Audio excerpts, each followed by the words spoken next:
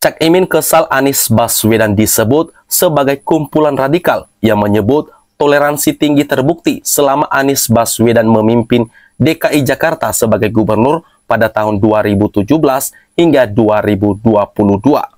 Baca Wapres Koalisi Perubahan Muhaimin Iskandar atau Cak Imin mengaku heran muncul anggapan baca presnya Anies Baswedan bagian dari kelompok radikal. Padahal Cak Imin memandang justru toleransi tumbuh selama Anies Baswedan menjabat sebagai gubernur DKI Jakarta pada tahun 2017 hingga 2022 yang lalu. Hal tersebut disampaikan Cak Imin saat berkunjung ke Pondok Pesantren Darussalam Blok Agung Banyuwangi, Jawa Timur pada Kamis 28 September 2023. Cak Imin awalnya menjelaskan alasannya menerima pinangan Anies Baswedan sebagai bacawa pres karena ex-Mendikbud itu telah mewujudkan pemerintahan bermartabat dan bertugas di Jakarta selama 5 tahun terakhir. Kenapa saya mau jadi cawapres bukan capres? Karena Mas Anies saya tahu persis selama jadi gubernur telah membuktikan perjuangan pemerintahan yang bermartabat dan bermanfaat, kata Cak Imin pada Kamis 28 September 2023. Cak Imin lantas menyinggung pihak yang menyebut kelompok Anies sebagai kumpulan radikal. Menurutnya, toleransi di kota Jakarta justru kian menguat serta tak ada konflik yang berarti. Jadi, kalau ada yang ngomong Mas Anies ini kumpulan radikal, kumpulan kelompok keras, saya jawab, selama 5 tahun jadi gubernur, Mas Anies membawa rahmatan lil alamin sebagai gubernur DKI Jakarta. Terbukti toleransinya tinggi, kehidupan keagamaan menguat, tapi tidak ada konflik yang berarti.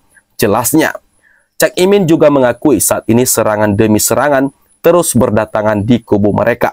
Namun Cak Imin mengaku tak gentar terhadap serangan tersebut dan berjanji tetap bekerja membawa perubahan untuk Indonesia.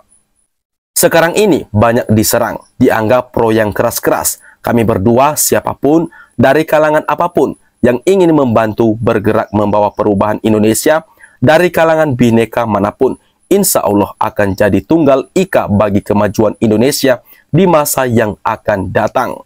Di situ saya bersepakat bahwa insya Allah sudah yakin kami ini Dwi Tunggal, satu kesatuan, tegasnya lagi. Sementara pegiat media sosial Denny Siregar menyebut Anies Baswedan sebagai simbol kaum radikal. Menurutnya Anies menjadi bakal calon presiden satu-satunya yang bakal memainkan politik identitas pada pemilihan presiden atau Pilpres 2024 mendatang. Itulah kenapa sosok Anies ditolak, karena dia jadi simbol kaum radikal, kata Denny Siregar. Meski demikian, Denny menganggap kalau apa yang dilakukan Anies tersebut menjadi sebuah kabar baik, sebab permainan politik identitas itu nantinya bakal dilahap oleh orang-orang yang melawan radikalisme. Ini sebenarnya kemenangan buat kita-kita yang sejak lama melawan radikalisme di Indonesia, ucapnya menegaskan.